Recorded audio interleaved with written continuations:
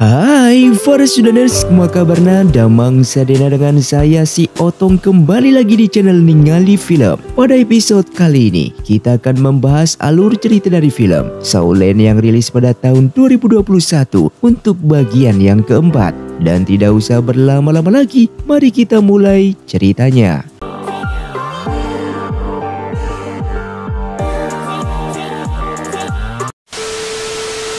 Film pun dilanjutkan dengan diperlihatkannya Tang San dan Dai Mubai dipanggil untuk menemui dua orang dari akademi lain yang mencari mereka. Dan ternyata salah satunya adalah Du Guyan, wanita yang temui di hutan pertarungan bintang beberapa waktu yang lalu.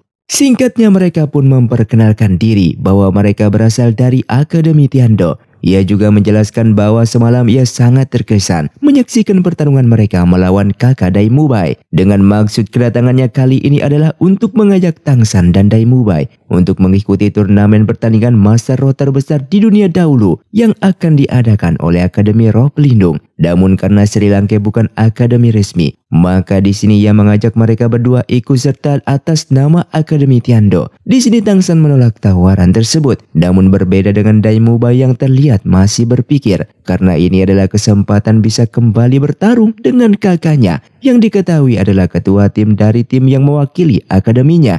Karena Dai Mubai yang belum bisa memutuskan, mereka pun diberi waktu 1 hari agar bisa mempertimbangkannya secara matang.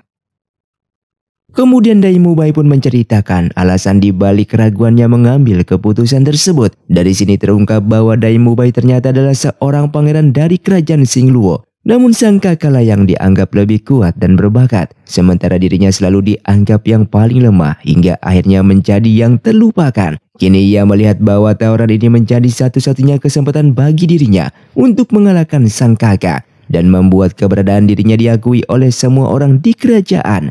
Mendengar alasan itu, Tang San pun bersimpati dan mengatakan akan selalu mendukung apapun keputusan dari Dai Mubai. Singkatnya mereka berdua pun menemui para utusan Akademi Tiando. Di sini akhirnya Dai Mubai menyampaikan keputusannya yang menolak tawaran tersebut karena menganggap dirinya hanya akan dimanfaatkan sebagai alat politik untuk memperkuat dan memperluas kekuasaan kerajaan-kerajaan mereka. Mendengar hal itu, utusan tersebut pun sama sekali tak menepis tuduhan Dai Mubai dan membenarkan semua perkataannya. Akan tetapi di luar itu semua, sebenarnya putra mahkota kerajaan Tiando memang ingin membantu Dai Mubai. Di tengah pembicaraan mereka tiba-tiba Du Guyan pun jatuh pingsan yang membuat Tang San berpikir bahwa kemungkinan racun dari botol hijau yang sebelumnya kini mulai bereaksi. Di sini mereka pun sepakat untuk membawanya kembali ke desa untuk beristirahat. Setelah sampai di sana, Ausike memberikan makanan yang ia buat dengan kekuatan roh pelindungnya. Namun hal itu kurang membantu sehingga rekannya memutuskan untuk kembali ke kerajaan agar di sana Du Guyan bisa diobati. Sebelum pergi, ia pun mengatakan bahwa putra mahkota kerajaan Tiando ingin menemui Dai Mubai perihal tujuan sebenarnya di balik bantuan yang ditawarkan sebelumnya. Namun pertemuan mereka bukan di kerajaan Tiando, melainkan di kota yang bernama Sisi untuk menemui sang putra mahkota. Hal ini karena pertemuan tersebut sangatlah rahasia. Singkatnya semua murid Akademi Sri Lanka pun dikumpulkan. Kepala Akademi lalu menyampaikan mengenai Tang San dan Dai Mubai yang ditawari untuk ikut dalam ajang bergengsi di dunia dahulu mewakili Akademi Tiando. Meskipun dengan tegas mereka telah menolaknya. Kemudian ia menjelaskan bahwa pertandingan yang digelar kali ini adalah yang terbesar, sehingga Akademi Sri Lanka akan menjadwalkan untuk berangkat bersama-sama pergi ke ibu kota kerajaan Tiando. Meskipun bukan untuk berpartisipasi, melainkan hanya demi bertemu dengan Master Roh dari seluruh penjuru dunia dan melihat dunia dahulu yang sesungguhnya. Sebelum keberangkatan mereka, secara pribadi Tang San menemui Master Yu Xiao untuk meminta izin mampir ke kota Sisi demi mencari informasi mengenai tim Dewa Iblis. Karena kebetulan perjalanan kali ini melewati kota tersebut. Ia juga menambahkan bahwa ia benar-benar ingin segera menemui ayahnya dan mengungkap semua rahasia yang selama ini tak bisa membuatnya tidur nyenyak. Namun di sini Tang San tidak mengatakan tujuannya yang sebenarnya adalah untuk menemui putra mahkota kerajaan Tiando kepada Master Yu Xiao. Yang pada akhirnya perjalanan panjang menuju kerajaan Tiando pun dimulai, dan singkatnya mereka sampai di sebuah tempat berpasir yang sangat mencekam karena dihiasi oleh mayat-mayat para master yang diikat di tempat tersebut. Maka dari itu mereka pun memutuskan untuk memberikan pemakaman yang layak sebelum kembali melanjutkan perjalanannya. Dan pada akhirnya mereka telah sampai di kota tempat Dewa Iblis dan memutuskan untuk bermalam di sana. Kemudian secara rahasia Tangsan dan Dai Mubai ditemui oleh pembawa pesan kerajaan yang menyampaikan bahwa putra mahkota kerajaan Tiando saat ini tidak bisa menemui mereka dan berjanji akan menemui mereka di kota Tiando untuk membicarakan permintaan bantuan untuk mengalahkan kakak dari Dai Mubai. Di malam harinya, Tangsan dan Xiao yang berjalan-jalan di pasar. Setelah cukup berkeliling, mereka mendengar suara tangisan dan memutuskan untuk mengikuti suara tersebut. Yang ternyata suara itu berasal dari tangisan seorang wanita yang menurut warga di sana bahwa wanita itu sudah lama gila karena suaminya meninggal di arena pertarungan Master Roh melawan tim Dewa Iblis. Kemudian mereka juga mengungkapkan bahwa tim Dewa Iblis memang terkenal kuat dan sangatlah kejam. Mereka akan membunuh siapapun lawannya di arena pertarungan. Dan jika lawannya masih hidup, mereka akan mengikatnya di gurun pasir. Persis dengan apa yang Tangsan saksikan di perjalanan sebelumnya. Di tengah pembicaraan tersebut, tiba-tiba mereka dikejutkan dengan kemunculan salah seorang anggota tim Dewa Iblis yang berjalan mendekati mereka. Tanpa disangka-sangka ternyata ia adalah Wang Sheng, teman lama Tangsan di Akademi Roh Pelindung yang sebelumnya telah membunuh anak wali kota. Dan lama tak jumpa mereka pun memutuskan untuk mengobrol bersama.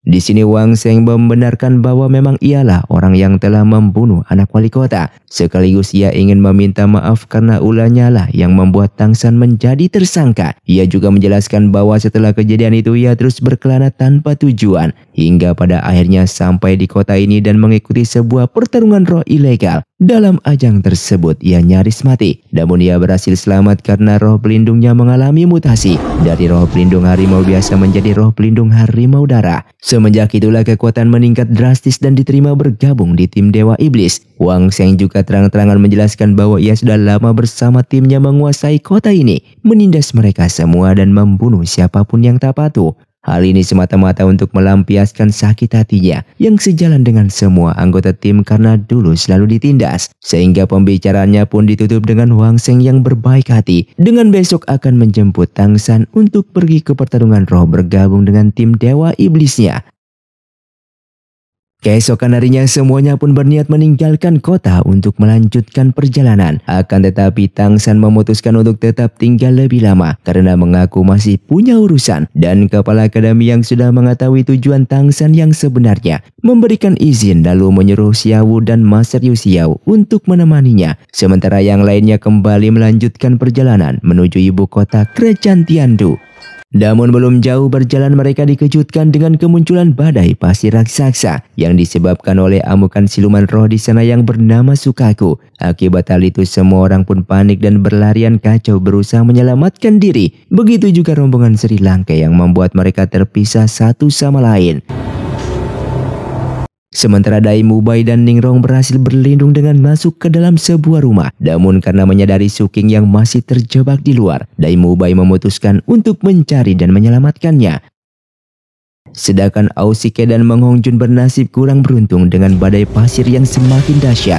Terlebih lagi tekanan itu memicu kekuatan roh pelindung Meng Hongjun lepas kendali dan justru menyerang siluman roh Sukaku. Beruntung Ausike dengan cepat berhasil menyadarkannya dan segera membawanya pergi ke tempat yang lebih aman. Sementara itu Tangsan dan Xiao berhasil selamat dengan berlindung di bawah puing-puing. Terlihat tak jauh dari mereka Wolena yang pingsan terombang-ambing oleh tornado tersebut. Dengan bantuan Tangsan dan kekuatan roh pelindung tali akarnya, ia pun berhasil menangkap Wolena sehingga terhindar dari petaka tersebut. Kemudian di sana mereka kembali bertemu dengan si pemuda pembawa pesan dari kerajaan Tiando sebelumnya. Dari sini terungkap bahwa ialah yang bertanggung jawab atas badai pasir yang terjadi. Karena semalam ia telah menculik bayi siluman roh Sukaku sehingga sekarang membuat induknya mengamuk. Di waktu yang bersamaan Wang Sheng dan bersama tim Dewa Iblisnya datang menjemput Tangsan untuk bersama-sama pergi ke pertarungan roh. Namun di saat mengetahui bahwa utusan kerajaan Tiando lah yang memicu badai pasir ini, Mereka pun langsung menyerangnya dan menunjukkan kalau seluruh anggotanya memiliki setidaknya 4 cincin roh. Di sini ketua tim Dewa Iblis bernama Mengli dengan menyuruh si pembawa pesan untuk mengembalikan anak Sukaku untuk mempertanggungjawabkan perbuatannya. Jika si pembawa pesan menolak, maka ia akan membunuhnya sekarang. Akan tetapi dikarenakan ia terlalu takut, maka Tangsanlah yang bersedia maju untuk menggantikannya. Sampai pada akhirnya dengan ditemani Xiaowu, ia pun memberanikan diri untuk membawa anak Sukaku untuk dikembalikan kepada induknya. Setelah anaknya kembali, seketika badai pun langsung menghilang.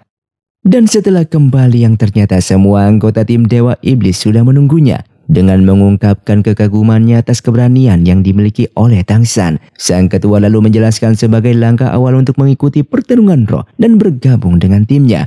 Maka Tangsan ditantang untuk membunuh si pembawa pesan dengan tangannya sendiri. Dan jelas Tangsan pun menolaknya sehingga ketua tim yang kejam itulah yang turun tangan membunuhnya. Sontak kali ini membuat Tangsan tak bisa menahan emosinya lagi. Dengan tegas ia pun mengatakan sama sekali tidak berminat bergabung. Dan justru menantangnya untuk bertarung di arena roh. Sebagai taruhannya, jika Tangsan menang maka tim Dewa Iblis harus menghentikan penindasannya dan segera angkat kaki dari kota ini. Dengan penuh percaya diri, Mengli pun menyambut baik tantangan tersebut dan menyuruh Tangsan mempersiapkan diri karena pertarungan arena roh akan dimulai 1 hari lagi.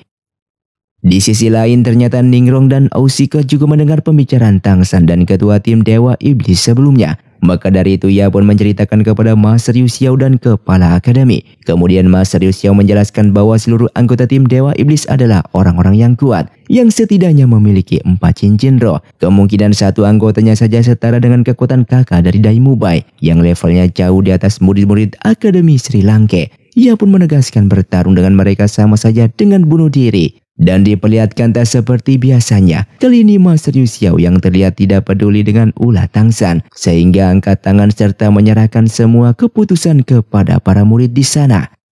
Sebagai ketua kelas, Dai Mubai ternyata sepakat dengan Master Yu Xiao karena sudah jelas mereka sama sekali tak punya peluang untuk menang. Ditambah lagi fakta mengenai Tangsanlah yang secara sepihak melontarkan tantangan tersebut sehingga yang lain tak harus ikut campur. Mendengar ucapan itu, Mang Hongjun langsung membantahnya dengan mengatakan kalau Dai Mubai ini pengecut dan hanya takut mati. Sehingga Mang Hongjun justru menantang Dai Mubai untuk bertarung dengannya di luar. Namun di saat mereka berdua berada di luar, seketika Dai Mubai justru berbisik kepadanya bahwa apa yang ia katakan sebelumnya hanyalah sandiwara untuk membohongi para murid lain. Sehingga ia berniat membantu Tangsan tanpa melibatkan yang lain karena masalah kali ini dinilai terlalu berbahaya. Sementara itu diperlihatkan Tangsan dan Xiaowu mendatangi seorang pandai besi di kota tersebut. Ia kemudian meminta izin menggunakan alat-alatnya untuk menempa besi demi membuat senjata rahasia guna mengalahkan tim Dewa Iblis. Orang tersebut pun nampak tak keberatan meminjamkan alat-alatnya dan mengatakan bahwa ia tak butuh uang melainkan hanya ingin Tangsan menang. Dan singkatnya setelah berhasil membuat beberapa senjata, Tangsan bersama Xiaowu pun memutuskan untuk kembali ke penginapan. Di malam harinya, saat Tangsan sedang berpikir untuk menemukan cara mengalahkan tim Dewa Iblis, ia pun dikejutkan dengan kedatangan seluruh teman-temannya yang ternyata bersedia membantu Tangsan untuk bertarung bersama esok melawan tim Dewa Iblis. Dengan bersatunya mereka jelas membuat Tangsan bisa bernapas lebih lega dan ia pun lalu mendiskusikan rencana yang efektif, juga membagikan senjata rahasianya yang mungkin akan berguna dalam medan perang nanti. Singkatnya keesokan harinya mereka semua pun berkumpul untuk mendengarkan nasihat singkat dari kepala akademi. Di sini ia pun mengatakan apapun yang terjadi nanti maka ia dan Mas Ryu Xiao sama sekali tidak akan terlibat sehingga para murid harus berjuang mengandalkan kemampuannya sendiri. Hingga pada akhirnya mereka pun berangkat bersama di mana tim Dewa Iblis sudah menunggu mereka. Sang ketua Mengli dengan sombong memberikan peringatan kepada Tangsan kalau ini akan menjadi pertarungan hidup dan mati. Sehingga untuk terakhir kalinya ia pun mengatakan bahwa sekaranglah kesempatan terakhir Tangsan jika ingin mengaku kalah. Dan tentu saja itu tak cukup untuk menggoyahkan Tangsan. Ia pun lalu menunjukkan kekuatan cincin roh pelindung yang ia miliki, diikuti oleh teman-temannya yang menandakan bahwa mereka tak akan mundur. Dikarenakan kali ini Tangsanlah yang memimpin, ia pun memerintahkan Ausika dan Ningrong untuk melemparkan bola-bolanya sebagai serangan pembuka, yang dilanjutkan dengan tembakan api Mang Hongjun untuk memunculkan bola-bola asap tersebut yang membuat pertarungan semakin meriah, bermaksud menghalangi jarak pandang para musuh-musuhnya. Tanpa jeda Dai Mubai, Su King Xiao dan Tang San pun maju untuk melepaskan serangan kejutan.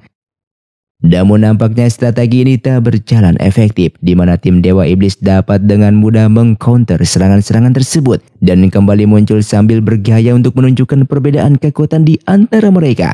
Sehingga terjadilah pertarungan 1 lawan 1 antara Dai Mubai dengan Wang Zheng yang memperlihatkan kalau mereka lawan yang sangatlah cocok. Diperlihatkannya ia dan Su King menjadi pengali yang cukup baik dengan memberikan waktu kepada Tang San untuk mempersiapkan pola serangan berikutnya. Menggunakan kemampuan jaring tali akar, Tang San berhasil menjerat musuh-musuhnya lalu menyiramkan minyak ke tubuh mereka. Sementara Mang Hongjun sudah bersiap akan menjadi ledakan besar untuk membakar tim Dewa Iblis. Namun ternyata ketua tim Dewa Iblis mengaku tak akan menahan diri lagi dan secara bersamaan melancarkan serangannya. Diperlihatkan medan pertempuran yang semakin menegangkan, di mana masing-masing dari mereka mendapatkan lawannya sendiri-sendiri. Akan tetapi nampaknya pertarungan dengan cara seperti ini sama sekali tidak menguntungkan pihak Tang San, karena kemampuan individu para anggota tim Dewa Iblis yang benar-benar luar biasa kuat, meskipun tanpa strategi sekalipun dan hanya menyerang secara brutal. Sampai pada akhirnya di ambang kekalahannya, mereka teringat senjata rahasia dari Tang San. Setelah mendapatkan perintah dari Tang San, secara kompak mereka pun melepaskan serangan dari senjata tersebut yang sangat mengagetkan tim Dewa Iblis. Yang ternyata senjata itu hanya bisa digunakan sekali pakai dan serangan kejut hanya digunakan sebagai pengalihan perhatian. Yang sementara Tang San sudah melompat ke atas memanfaatkan kekuatan jaringnya untuk menyembunyikan puluhan kekuatan milik Dai Mubai dan segera melemparkannya untuk mengakhiri pertempuran tersebut. Sedangkan dengan kemampuan perisai milik Dai Mubai mampu melindungi seluruh anggotanya sehingga tak terdampak akan serangan itu. Setelah menyaksikan kekalahan dari kelompok yang selalu menindas mereka, sehingga seluruh warga kota berdatangan untuk merayakan kemenangan dari para murid Akademi Sri Lanka.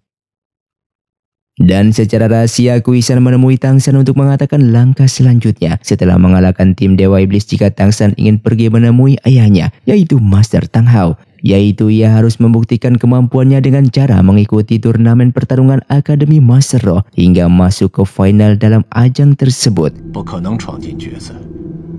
Singkatnya, setelah semuanya pulih, terlihat rombongan Sri Lanka pun kembali melanjutkan perjalanan menuju ibu kota Tiando. Sedangkan tim Dewa Iblis yang sudah dikalahkan diserahkan kepada warga untuk memberikan hukuman yang cocok bagi mereka. Dan ternyata para warga sepakat untuk membalaskan kekejaman tim Dewa Iblis dengan mengikat mereka di gurun pasir, lalu membiarkannya begitu saja. Hingga tak lama setelah itu Kuisan datang menemui mereka dan mengungkapkan kekecewaannya. Kemudian tanpa belas kasihan ia pun membunuh orang-orang dari tim Dewa Iblis dikarenakan mereka sudah tidak berguna lagi.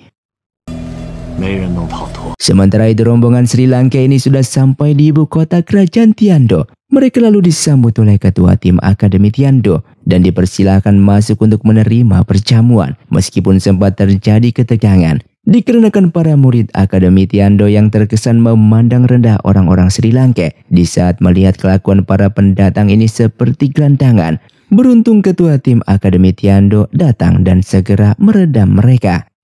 Setelah acara perjamuan tersebut, Tang San dan Dai Mubai ditemui oleh kepala Akademi Tiando. Dalam pembicaraan mereka sekali lagi Tang San dan Dai Mubai ditawari untuk bergabung dengan akademinya agar bisa mengikuti turnamen demi mengalahkan kakak Dai Mubai. Namun jawaban mereka tetap sama. Jika itu artinya mereka harus berganti akademi, dengan tegas mereka menolak tawaran tersebut meskipun memang tak ada jalan lain. Dikarenakan Akademi Sri Lanka jelas tak memenuhi persyaratan untuk bisa berpartisipasi. Dan di tengah pembicaraan mereka datanglah putra mahkota kerajaan Tiando. Di sini digambarkan sebagai orang yang tak seberapa kuat namun sangatlah pandai bicara. Mengandalkan kemampuannya itu ia menengahi diskusi yang terjadi dengan menjelaskan bahwa Tang San dan Dai Mubai tidak perlu pindah akademi secara permanen, melainkan hanya perlu meminjam nama Akademi Tiando dan bisa kembali ke Sri Lanka setelah acara tersebut selesai, sehingga kesepakatan itu pun dapat diterima. Sementara itu, salah satu murid Akademi Tiando yang masih kesal dengan para murid Sri Lanka di perjamuan sebelumnya. Di sana ia pun mencari ketua tim Sri Lanka dengan mendatangi penginapan mereka untuk menantangnya bertarung. Namun dikarenakan Dai Mubai tak ada di sana, Xiao pun diberi kesempatan untuk bertarung dengannya. Walaupun sama-sama memiliki 3 cincin roh, ternyata Xiao bisa dengan mudah menghajar dan mengalahkannya. Namun masalah ini berbuntut panjang karena anak yang dihajar diketahui adalah keturunan bangsawan, sehingga ia pun melaporkan masalah ini ke atasannya dengan tuduhan Akademi Sri Lanka telah menghinanya. Laporan ini pun ditanggapi serius oleh perwakilan bangsawan dengan menjelaskan bahwa melukai anggota bangsawan termasuk suatu penghinaan. Lantas karena hal tersebut ia ingin membatalkan kesepakatan dan mengusir orang-orang Sri Lanka dari kerajaan Tiando.